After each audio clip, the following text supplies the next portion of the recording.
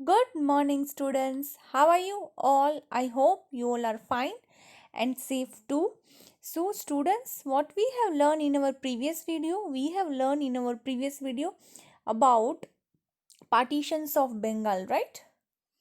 That how the Britishers had decided to partition the Bengal, and in that we have opposed, right? We have learned in that in our previous video.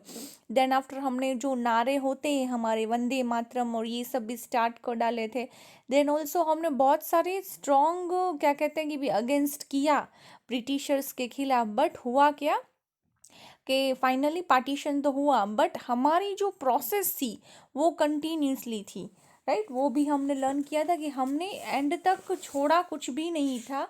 हमने continuously क्या किया था कि भाई oppose ही किया था कि भाई हमें कैसे भी करके बंगाल को पार्टीशन में नहीं डालना है. एंड इन द लास्ट हमने ये भी लर्न किया था कि भाई फाइनली इन द ईयर 1911, हाँ right, in the year 1911 that it was historical and memorable victory of the people of Bengal that was achieved through peaceful and non-violent means. क्योंकि finally Britishers ने क्या किया था, वो जो हमारा पार्टीशन था बंगाल के रिलेटेड वो कैंसल कर डाला था.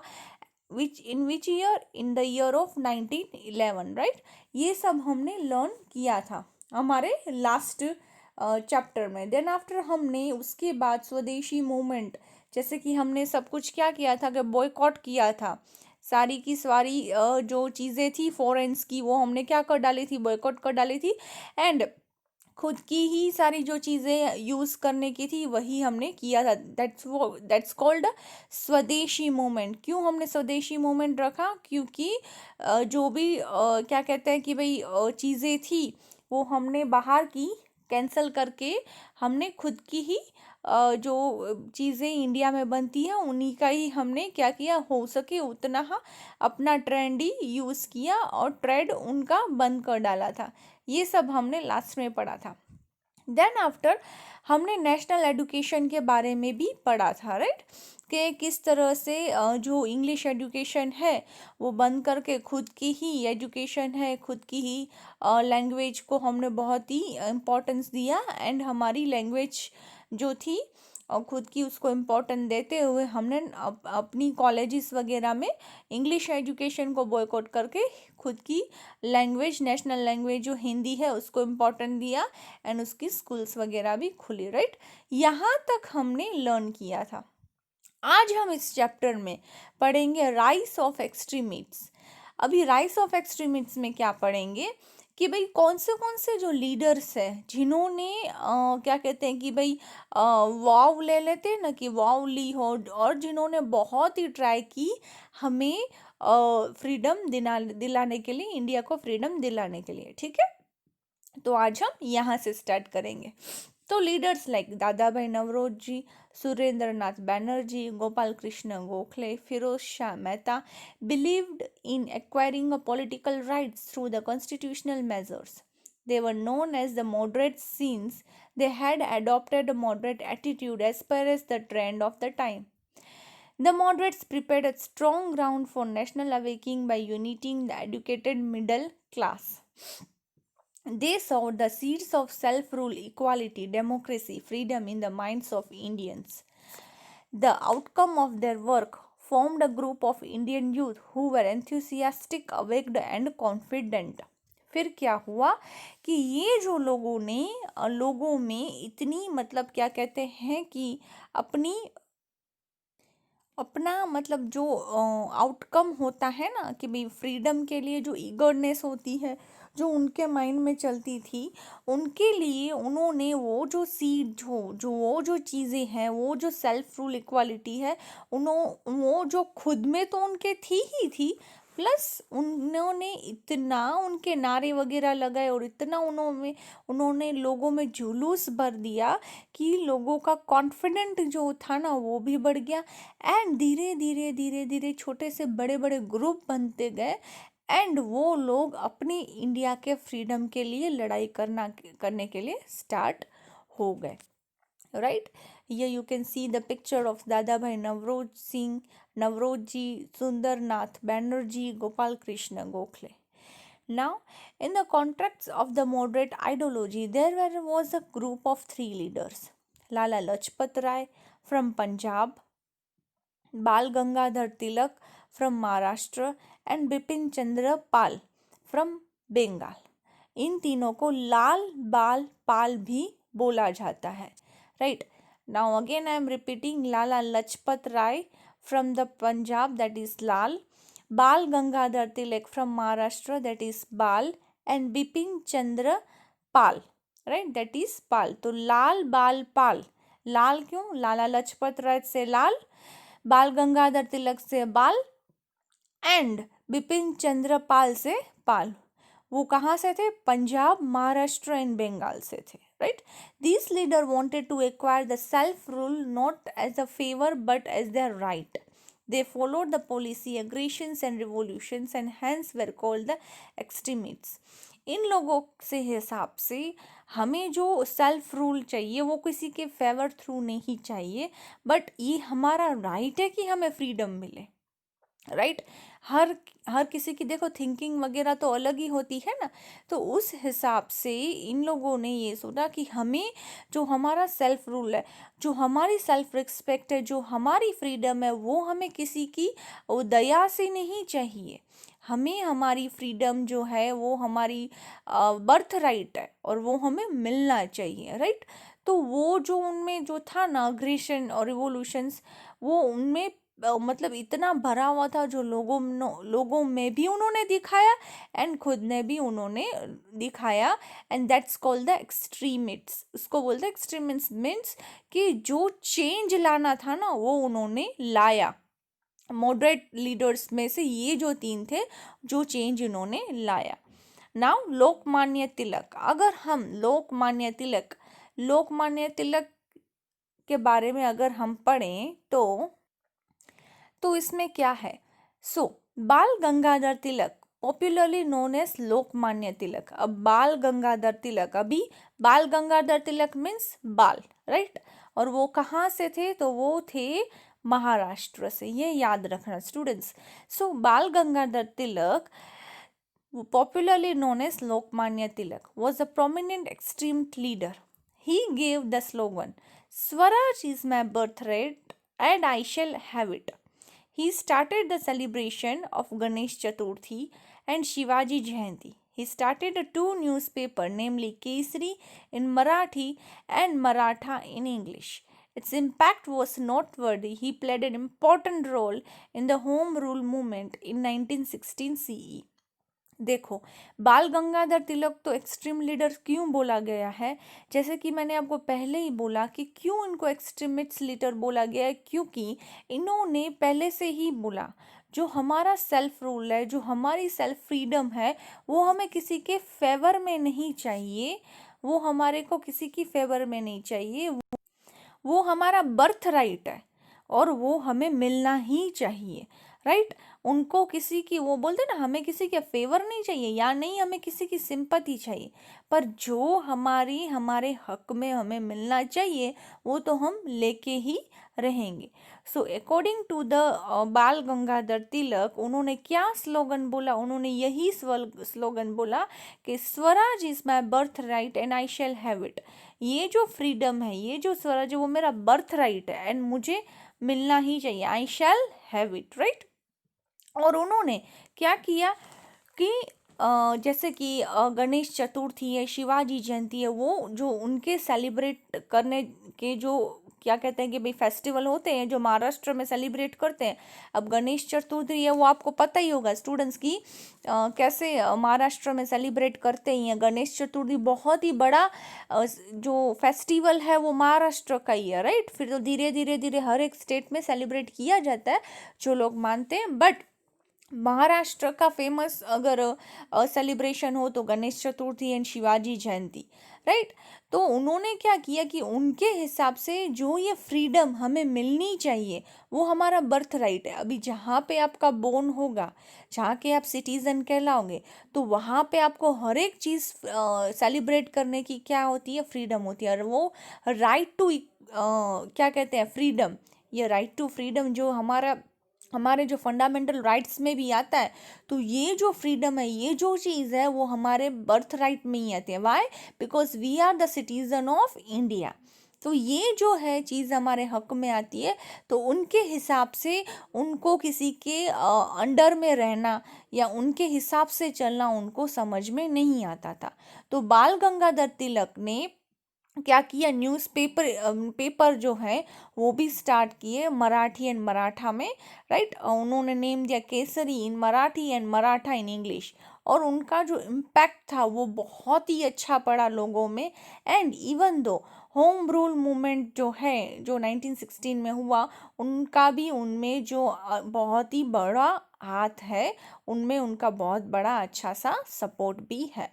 So who is that person? That is the Bal Gangadhar Tilak, which is also known as Lokmanya Tilak. Even though student, you should remember the year also. That was 1856 to 1920. Right? Now Lala Lajpat Rai, that is लाल, लाल बाल पाल, हमने ये तीन पढ़ा ना। तो हमने पहले बाल के बारे में पढ़ा, हम लाल के बारे में पढ़ेंगे। That is Lala Lajpat Rai. Lala Lajpat Rai become a popular as Punjab Kesari or a Shere Punjab, right? He is from Punjab, so that's why he's famous for a Shere Punjab. He was badly beaten in a lathi charge and with protesting against the Simon Commission, and it became the reason of his death. He quoted, "The government which attack its own innocent subject has no claim to be called a civil government. Bear in a mind, such a government cannot survive for long. I declare that the blow struck at me will be the last nail in the coffin of the British rule in India." Okay students, तो यहाँ पे लाला लाजपत राय ने जिसको पंजाबी केसरी और शेर पंजाब भी बोला जाता है, because he is belonging from the Punjab. And उनको ब्रिटिशर्स ने बहुत ही बैडली लाठीचार्ज से मारा भी था। एंड जैसे कि बोला जा सके ना कि भाई ये जो हमारे लीडर्स हैं, उन्होंने इतनी हद तक सहा है कि हम बिलीव भी नहीं कर सकते। हम जस्ट ये पढ़ रहे हैं और हम जस्ट इमेज कर सकते हैं कि फॉर आवर फ्रीडम, हमारी इंडिया के इंडिपेंडेंट के लिए, आज़ादी के लिए, ये जो हमारे एक्सट्रीमिस्ट लीडर्स हैं, उन्होंने अपना 100% दिया। तब जाके एक लड़ाई स्टार्ट हुई और एंड तक 1947 तक हमें फ्रीडम मिली। तो ये जो हमारे ग्रेट लीडर जो थे लाला लाजपत राय, उन्होंने भी बहुत ही अपने पे बहुत ही बैडली उन पे भी लाठी चार्ज ये क्या कहते हैं कि भाई किया गया था while protesting against the Simon commission, and it become the reason of his death. और वो इतनी बैडली उनको मारा गया था, and then after it become the reason of his death, वो उनकी डेथ का रीज़न हुआ, right. The government which attack its own innocent subjects has no claim to be civil government, right. उनके हिसाब से जो गवर्नमेंट बिना कोई रीज़न के, बिना कोई भी वजूद के अगेन एंड अगेन सिर्फ ब्रिटिशर्स लाठी चार्ज कर दे या फिर क्या कहते हैं कि भाई अटैक कर दे, तो वो कोई इस टाइप के कोई गवर्नमेंट नहीं हुई। वो तो देखने जाओ तो सिर्फ क्या होता है कि भाई हम पे जुल्म ही हो रहा है, राइट। क्योंकि कंट्री हमारी, गवर्नमेंट उनकी, हम पे कोई भी चीज़ जो है वो 100% कोई चीज़ लागू पड़ती ही नहीं थी। जो हो रहा था बस उनके हिसाब से हो रहा था, उनके हिसाब से ही सब समझ में आ रहा था, वही चल रहा था। कोई भी चीज़ हमारे लिए सही नहीं थी। इवन दो अगर हम जलियांवाला की मार्क्सकर के बात की जाए, मे बी अभी आपको वो टॉपिक नहीं आया, बट आगे वो टॉपिक आएगा। तो उसमें भी यही हुआ कि without any reason just gathering हुई और नॉर्मली कम्युनिकेशन हुई एंड वहाँ के जो मिनिस्टर्स ने अटैक कर डाला एंड उसके बाद वो इनोसेंट भी साबित हुए थे, राइट। क्योंकि गवर्नमेंट किसकी थी, उनकी थी, तो चलता भी किसका था, उनका ही चलता था। बट हमारे जो लाला लाजपत राय जो थे द ग्रेट लीडर, उन्होंने बहुत ही बैडली लाठीचार्ज में उनको मारा गया था while protesting against the Simon Commission. And in last what he said, उन्होंने एक ये देखो वर्ड भी बोला था that I declare that the blow stuck at me will be the last nail in the coffin of the British rule in India. It means, what is the meaning of that idiom? It means कि जितना वो मुझे मार रहे हैं, जितना वो मेरे पे अत्याचार कर रहे हैं, वही अत्याचार जितना वो कर रहे हैं उतनी ही कब्रें ब्रिटिशर्स जो है अपनी इंडिया में खोद रहे हैं। मतलब उनका कहने का मतलब ये था कि आप लोग जितना हम लीडर्स पे अत्याचार कर रहे हो, हमें मार रहे हो, आप उतनी ही अपनी कब्रें अपनी इंडिया में खोल रहे हो, क्योंकि आज नहीं तो कल फ्रीडम तो हमें मिलने ही वाली है। तो जितना हमें वो एग्रेसिवली मारते थे, जितना वो हम पे अत्याचार करते थे, उतना ही हम डरते नहीं थे, उतनी ही हमारी यूनिटी बढ़ती जाती थी और उतना ही हमें जो अग्रेसिवनेस था वो बढ़ता जाता था अगेंस्ट हमारे फ्रीडम के लिए। हमें फ्रीज होते जा रहे थे बारंबार और हमें यही याद दिला रहा था कि अभी हमें फ्रीडम चाहिए ही चाहिए। तो ब्रिटिशर्स को कहीं ना कहीं ये था कि हमें ये सब अगेंस्ट ये जो लाठीचार्ज है, कंटिन्यूसली किसी को मारना, शूट कर डालना, जेल में डाल देना, उससे इंडियंस डर जाएंगे। बट नहीं, जैसे ही मंगल पांडे से स्टार्ट हुआ जो हमारा रिवॉल्यूशनरी, वहाँ से लेके धीरे धीरे धीरे जितने भी लीडर्स आए, उसके बाद जितने भी यूथ आए, उस हिसाब से सिर्फ यही चलता रहा कि अब जितना हमें मारोगे उतना ही हमें गुस्सा बढ़ता जाएगा और उतना ही हम आज़ादी के लिए आगे बढ़ेंगे। इसलिए लाला लाजपत राय ने यही वर्ड बोला कि आप जितना मुझे मार रहे हो, declare that the blow stuck at me, आप जितना मुझे मार रही हो will be the last nail in the coffin of the British rule. ये आप अपनी कब्रें उतनी ही यहाँ पे खोदते जा रहे हो, डिग करते जा रहे हो। So who said this all this line? So Lala Lajpat Rai. The year is 1856 to 1928. Now Bipin Chandra Pal, that was Pal, right? And he was belonging from where? He was belonging from Bengal, right? So what is the year of that? That is 1858 to 1932. Bipin Chandra Pal, one among the trio of Lal, Bal and Pal, right? हमने बाल के बारे में पढ़ा, that was बाल Gangadhar Tilak, that he was belonging from where? He was belonging the state of Maharashtra. Then we have learned about the Lala Lajpat Rai, that he is belonging from the Punjab and शेर पंजाब भी उसको बताया जाता है। Then हमने Pal, that is Bengal, that is Bipin Chandra Pal के बारे में अभी हम थोड़ा सा पढ़ेंगे। That initially he came into the contact with Brahmo Samaj. He started a weekly New India and a newspaper Vande Mataram. The British government accused him of provoking the youngster in violent activities. He was in a favor of acquiring Swaraj through the revolution. अब उनके हिसाब से उन्होंने क्या किया, new India जो weekly newspaper है वो स्टार्ट किया एंड वंदे मातरम वंदे मातरम वो न्यूज़पेपर उन्होंने क्या किया, स्टार्ट किया। एंड उन्होंने ब्रह्मो समाज को जो क्या कहते हैं कांटेक्ट किया एंड वहाँ से वो यंगस्टर्स को कंटिन्यूसली ये फ्रीडम का जो स्वराज जो हमें मिलनी चाहिए, फ्रीडम जो हमें मिलनी चाहिए, उनके बारे में यंगस्टर को बूस्ट करते रहते थे, जो ब्रिटिशर्स को कहीं ना कहीं सही लगता नहीं था एंड वो उनके अगेंस्ट रहते थे। अब ब्रह्मो समाज जो है वो आप मुझे बताओ कौन से थ्रू है, किन्होंने स्टार्ट किया था ब्रह्मो समाज? अगर आपको याद हो तो ब्रह्मो समाज किसने स्टार्ट किया था? राजा राम मोहन रॉय ने, राइट। वो तो फर्स्ट हमारे जो रिवोल्यूशनरी थे जिन्होंने क्या कहते हैं, रिवोल्यूशनरी नहीं, सॉरी, रिफॉर्मर्स जो थे, जिन्होंने ब्रह्मो समाज स्टार्ट किया था, तो वो उनके कांटेक्ट थ्रू है।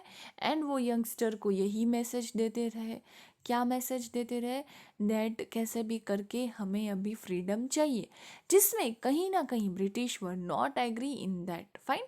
सो हमने 3 एक्सट्रीमिस्ट लीडर्स के बारे में पढ़ा। First is Lala Lajpat Rai, second is Bipin, sorry, that was an first is Lokmanya Tilak, sorry, second is Lala Lajpat Rai, and third is Bipin Chandra Pal, that is Lal, Bal, and Pal, right? Now, establishment of the Muslim League, year 1906. The British had adopted the policy divide and rule.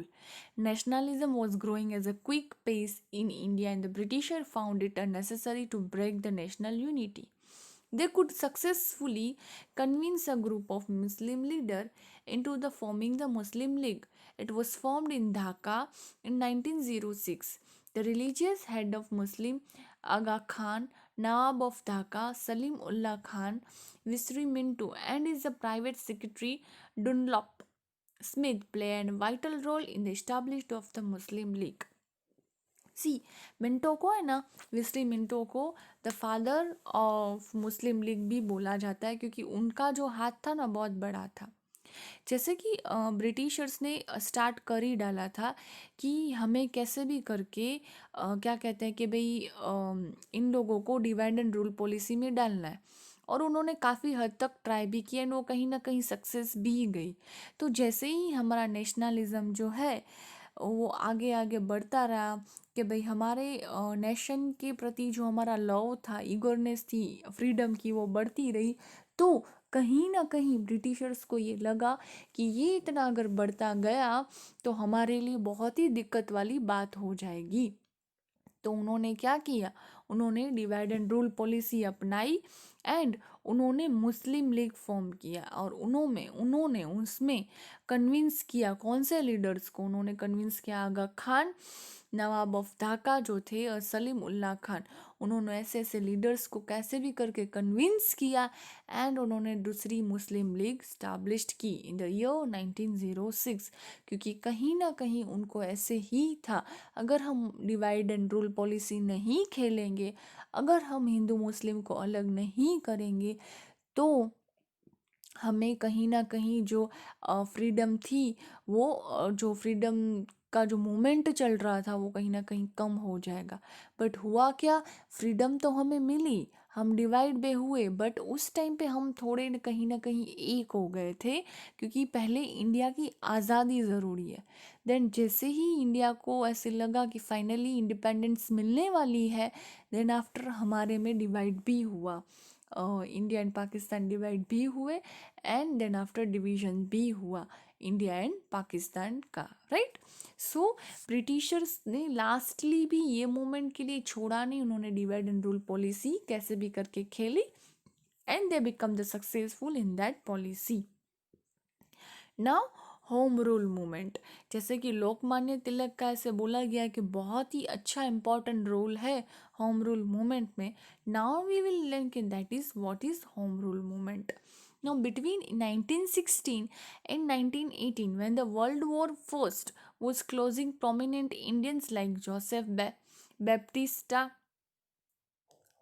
Muhammad Ali Jinnah, Bal Gangadhar Tilak, G.S. G.S. Kharpade, Sir S. Subramaniam Iyer as the leader of the Theosophical Society, and Benson decided to organize a National Alliance League across India, specifically to demand home rule or self government within the British Empire for all India. During this time, Tilak was conferred with the title of Lokmanya. Annie Benson wrote a various articles in the weekly, the Commonweal, and in the daily New India. Annie Benson applied to the British government to share adrim- adrim- administrative power and grant the home rule to India at the earliest. India National Congress and the Muslim League supported the Home Rule movement. Annie Benson was kept in house arrest at Uttakamandalam, Ooty by the British government. Demonstration and protests were launched at various places in India. And finally, the British government had to set her free. So home rule moment, अब ये जो moment था जिसके बारे में हमने पहले पढ़ा कि बाल गंगाधर तिलक जो थे उनका बहुत ही इफेक्टिव हाथ था होम रूल मूवमेंट में। तो इसमें क्या हुआ कि एनी बेसेंट जो थे उनका बहुत ही अच्छा हाथ था होम रूल मूवमेंट में। इस मूवमेंट में क्या हुआ कि काफ़ी अच्छे लीडर्स जो हैं जैसे कि बाल गंगाधर तिलक, मोहम्मद अली जिन्ना, सुब्रमण्यम अय्यर, ये जो लीडर्स हैं वो थियोसॉफिकल सोसाइटी से बिलोंग भी करते थे and decided to organise a national alliance of league across India. Theosophical it means a society जहाँ पे हमें अलग अलग जो चीज़ें होती है जिनका नॉलेज हम शेयर कर पाए, विजडम के बारे में, normally communication, different different things के बारे में if we talk about it and then we share about it newspaper through या लोगो थ्रू, हम उनके बारे में जानें या हम उनको बारे में बताएं। तो जो एनी बेसेंट जो थी वो एक्चुअली उन्होंने ये होम रूल मूवमेंट स्टार्ट करवाया इंडिया का, बिकॉज एंड वो यहाँ की नहीं थी, वो एक्चुअली आयरलैंड की थी एंड वहाँ पे already I think so according to the my knowledge वहाँ पे भी ब्रिटिश रूल ही बहुत चलता था, बट वहाँ पे भी एनी बेंसन जो थी होम रूल मूवमेंट जो था वो उन्होंने स्टार्ट करवाया था और कहीं ना कहीं वो पास भी हो गया था। तो इन्होंने इंडिया की जो कंडीशंस देखी, इंडिया का जो पूरा का पूरा देखा, तो उन्होंने यहाँ पे भी अप्लाई किया होम रूल मूवमेंट का। It means demand of home rule और सेल्फ गवर्नमेंट। इट मीन्स कि क्या होता है कि गवर्नमेंट जो है वो हमारी बने, भले आपका जो भी क्या कहते हैं कि ब्रिटिशर्स का जो राज है वो भले चलता रहे, whatever the things are happening through the britishers वो भले चले, बट जो गवर्नमेंट है वो हमारी सेल्फ खुद की होनी चाहिए। क्योंकि पहले हमारे में क्या होता था कि जो गवर्नमेंट जो हमारी थी वो भी तो ब्रिटिशर्स ही जो भी करते थे वही करते थे ना, हम तो कुछ कर ही नहीं पाते थे। तो उन्होंने क्या किया, होम रूल मूवमेंट यहाँ पे स्टार्ट करवाया कि government self government, here is see it is mention, और self government within the British empire all over India. भले एम्पायर ब्रिटिश का चल रहा हो बट गवर्नमेंट जो है वो हमारी बने। तो इस मोमेंट में भी क्या हुआ, धीरे धीरे लोग काफ़ी इनको सपोर्ट करने लगे, इनके इनके फ़ैन फॉलोइंग बहुत बढ़ गई थी, क्योंकि वो बहुत ही डिफरेंट डिफरेंट काइंड्स की जो थिंग्स वगैरह होती थी उनके बारे में डिस्कस करती थी, बताती थी।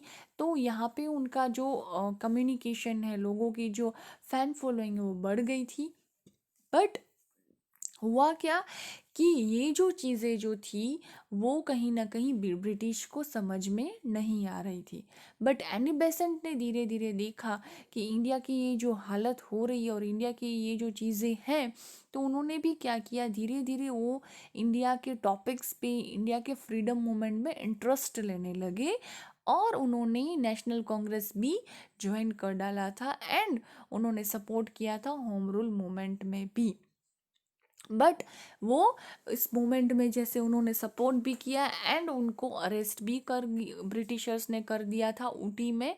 एंड उसके बाद ये उनको क्या कहते हैं, protest were launch in the various places in India and finally the British government had to set her free. फिर उसके प्रोटेस्ट में काफ़ी लोगों ने नारे वारे भी लगाए एंड फाइनली क्या कहते हैं कि भाई ब्रिटिशर्स को उनको फ्री भी करना पड़ा। बट होम रूल मूवमेंट की जो स्टार्टिंग है, जो बेसिक है, जो नॉलेज है, वो एन बेसेंट ने बहुत ही अच्छा किरदार निभाया इंडिया के लिए। उन्होंने इंडिया को सपोर्ट भी किया दैट सेल्फ गवर्नमेंट होना जरूरी है in the British empire, we want our self government. पर उसमें भी ब्रिटिशर्स ने कहीं ना कहीं बहुत ही इन्वॉल्वमेंट अपना दिखाया। एंड फाइनली फिर उनको धीरे धीरे उनके प्रोटेक्ट बहुत अच्छे थे, उनको प्रोटेक्ट हमने बहुत अच्छी तरह से किया, तो उसकी वजह से उनको गवर्नमेंट को फ्री भी करना पड़ा, right. Now Lucknow pact. Lucknow Pact refers to an agreement between the Indian National Congress and the Muslim League at the joint session of both parties held in Lucknow in the year 1916. Muhammad Ali Jinnah, then the member of Congress as well as the League, made both the parties reach an agreement to pressurize the British government to adopt the more liberal approach towards India and give Indians more authority to run their country. The Lucknow Pact also established a cordial relations between two prominent groups of Indian National Congress and the moderates and the extremists. See first of all students, अगर आप confuse ना हो तो मैं आपको बोल दूं कि ये जो पूरे पूरे चैप्टर्स है ना, उसमें छोटे छोटे जस्ट पॉइंट लिए गए हैं कि हमने हमारी आज़ादी के लिए क्या क्या कहाँ कहाँ तक किया था। तो आप कंफ्यूज मत होना कि भाई ये होम रूल मूवमेंट आ रहा है तो कहीं देखो तो लाला लाजपत राय के बारे में हम पढ़ रहे हैं, तो कहीं देखो बाल गंगाधर तिलक के बारे में पढ़ रहे हैं। पर ये जो हमारा नेशनलिज्म जो चैप्टर है उसके थ्रू है कि हमें जितनी ईगरनेस थी हमारे में धीरे धीरे क्या इतनी फीलिंग्स आती रही। एंड धीरे धीरे क्या हुआ कि ऐसे ऐसे काफ़ी छोटे छोटे मोमेंट्स आए जिसमें हमारा एक ही मकसद था, to get the freedom from the Britishers, right. So इस लखनऊ पैक्ट में भी ज़्यादा कुछ नहीं है, यही है कि भाई हमें धीरे धीरे लोगों ने यही किया कि भाई कैसे भी करके हमें ज़्यादा फ्रीडम मिलती जाए, हमें क्या कहते हैं कि ज़्यादा से ज़्यादा आज़ादी मिलती जाए एंड उनको कहीं ना कहीं फ्रीडम मिले। एंड उनके जो रिलेशंस हैं, उनकी जो फ्रीडम, जो इंडिया के फ्रीडम के लिए उनका जो हक है वो उनको ज़्यादा से ज़्यादा मिले। Indian more authorities to run their country, Indians को ज़्यादा से ज़्यादा ऑथोरिटी मिले to run our country, right. Now Subhash Chandra Bose and Azad Hind फौज।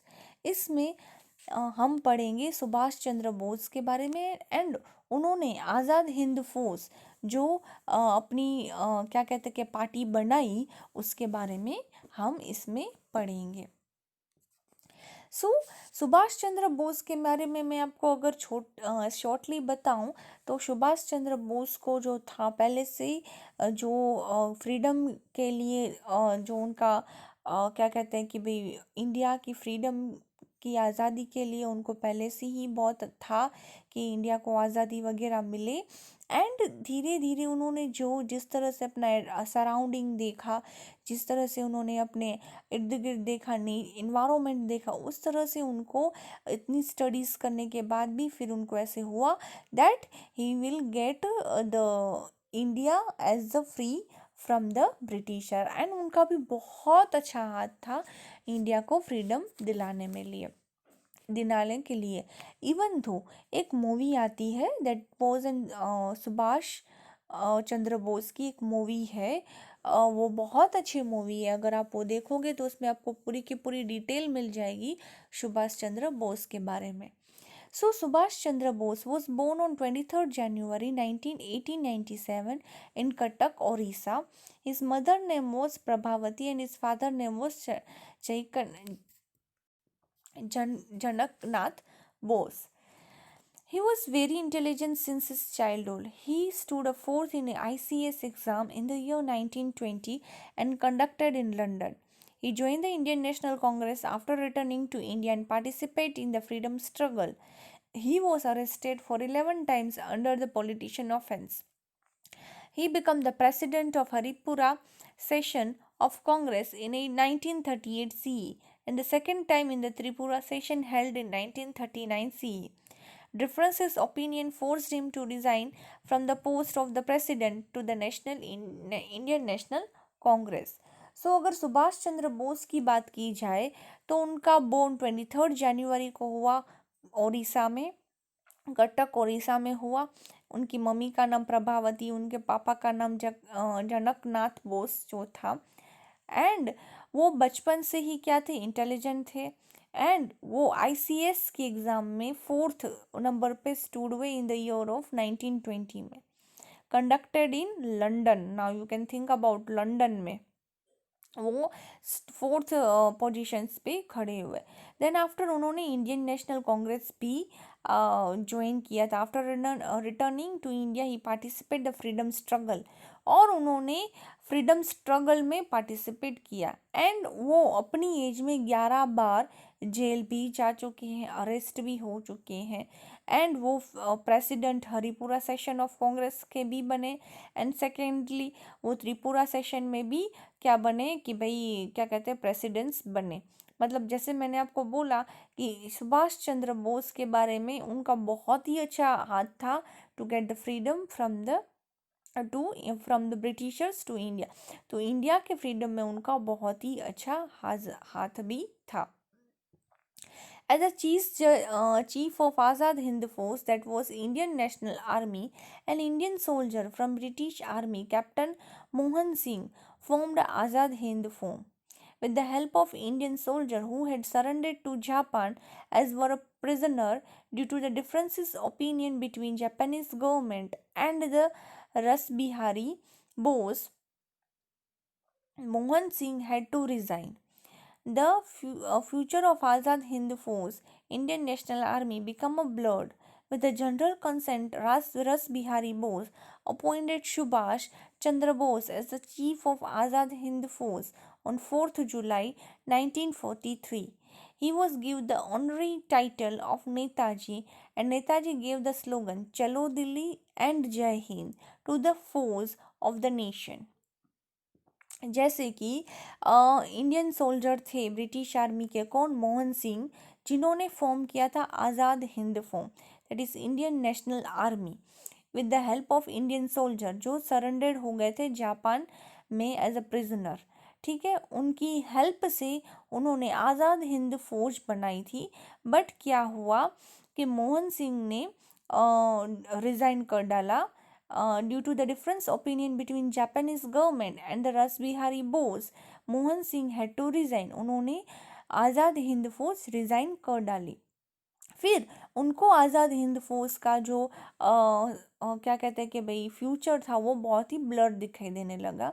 उनको ऐसे लगने लगा कि मेरे बाद क्या होगा इस नेशनल आर्मी का। तो उन्होंने सुभाष चंद्र बोस को उसके लिए चूज़ किया। एंड उन्होंने उसको वहाँ का एज अ चीफ या एज अ प्रेसिडेंट बोल दो, वो उनको बनाया। एंड उन्होंने उनको पूरी की पूरी जो उनकी फोर्स थी उनके हवाले कर डाली। एंड तब से सुभाष चंद्र बोस को टाइटल दिया गया नेताजी का। एंड नेताजी ने क्या स्लोगन दिया, चलो दिल्ली एंड जय हिंद। उन्होंने वहाँ के लोगों को यही मैसेज दिया कि चलो दिल्ली एंड जय हिंद, कि हम हमारे वतन चले। ये भी एक डीपली पूरी की पूरी डीप में है सुभाष चंद्र बोस के बारे में। अगर जैसे कि मैंने आपको बोला, अगर आप मूवी देखोगे तो आपको ज़्यादा उसमें इंटरेस्टिंगली पता चलेगा कि किस तरह से नेताजी ने पूरी की पूरी वाइल्ड वर्ल्ड कंट्रीज़ में हर एक जगह उन्होंने घूमा। एंड देन आफ्टर उन्होंने हर एक जगह से जो भी इंडियन आर्मीज़ जो थे, जहाँ पे ब्रिटिशर्स ने इंडियन लोगों को खुद की आर्मी, मतलब थे हम इंडियंस ही, बट आर्मी हमने किसकी ज्वाइन करके रखी थी, ब्रिटिशर्स की। एंड जब वर्ल्ड वॉर में ब्रिटिशर्स का जो था जो क्या कहते हैं, मतलब लोग हमारे ही थे, पर ब्रिटिशर्स ने इंडियंस को क्या कहते हैं उनकी आर्मी में डाल दिया था। एंड वर्ल्ड वॉर फर्स्ट, ये सब डीप आप 9th में पढ़ोगे। जो वर्ल्ड वॉर फर्स्ट जो चल रहा था उनमें हमने जापान के through as a Indian armies जो थी, जो ब्रिटिशर्स के यहाँ काम करती थी, उन्होंने ब्रिटिशर्स ने इंडियंस को खुद की आर्मी में डाल दिया था, तो उनके खिलाफ लड़ रहे थे। राइट। एंड इसमें भी बहुत डीप स्टोरी है कि भाई लास्टली अमेरिकन के पास कुछ नहीं था तो उन्होंने अपने हथियार डाल दिए थे। तो उन्होंने क्या किया था कि भाई ब्रिटिश जो खुद की इंडियन आर्मी जो भी लोग थे उन्होंने उसकी कंट्री में उनको हैंड ओवर कर दिए थे। बट जितने भी इंडियंस थे उनको कुछ आइडिया नहीं था about the condition of India. तो सुभाष चंद्र बोस का बहुत ही अच्छा हाथ था इसमें। उन्होंने हर एक पर्सन को बताया अपने इंडिया के बारे में। एंड उन्होंने खुद की न्यू इंडियन आर्मी जो थी उनमें उन्होंने अपने इंडियंस को ही बोला कि चलो दिल्ली, चलो इंडिया, मतलब इंडिया में चलो, चलो दिल्ली में चलो। And the second thing is that I am telling you that the Japan country supported a lot to India for the freedom. Japan ने भी हमें इंडिया के फ्रीडम के लिए बहुत सपोर्ट किया था, राइट। सो और एक स्लोगन इन्होंने किसने सुभाष चंद्र बोस ने दिया था, that you give me blood I will give you freedom, तुम मुझे खून दो मैं तुम्हें आज़ादी दूंगा। ये भी किसका था स्लोगन? तो सुभाष चंद्र बोस जी का ये स्लोगन था। Now yes, in the last he tore the countries to south to east Asia, appealed the Indians living there to the sacrifice everything for the freedom of the country. He said to the people, "You give me a blood, and I will give you freedom." This slogan gave a new impact to the freedom struggle. उन्होंने ये बताया था कि तुम मुझे खून दो मैं तुम्हें आज़ादी दूंगा। ये इनका जो स्लोगन था किनका? सुभाष चंद्र बोस जी का। Now provisional government, Subhash Chandra Bose established RG हुकूमत ए Azad Hind acting government of free India in Singapore in October 1943. He took a charge as a chief of the army. This government declared that the war against England and America. Now, role of Azad Hind Force. Azad Hind Force was reorganized by Subhash Chandra Bose after he became the chief of Arzi Hukumat Azad Hind. Proper training was given to the soldier, and the Azad Hind Force was divided into various battalions. Azad Hind Force secured a victory at various fronts in eastern border of India like Arakan and Imphal. Later on, as the force was forced to retreat due to the shortage of food supply and heavy rain. America dropped the nuclear bomb of Japan and Japan surrendered. The dynamics of the war changed the future of Azad Hind Force, become hazy. 4,000 soldiers died and 25 soldiers were arrested. Netaji had taken a vow that he will not enter in the subjugated India. Netaji left Rangoon and Bangkok and moved ahead by air. As per the reports published by the Japanese government, his plane took off from Tepai Airport from Formosa on 18th August 1945, crushed, and Netaji being seriously burned and succumbed to death. देखो as I told you कि Japanese का बहुत ही अच्छा हाथ था India को freedom दिलाने के लिए।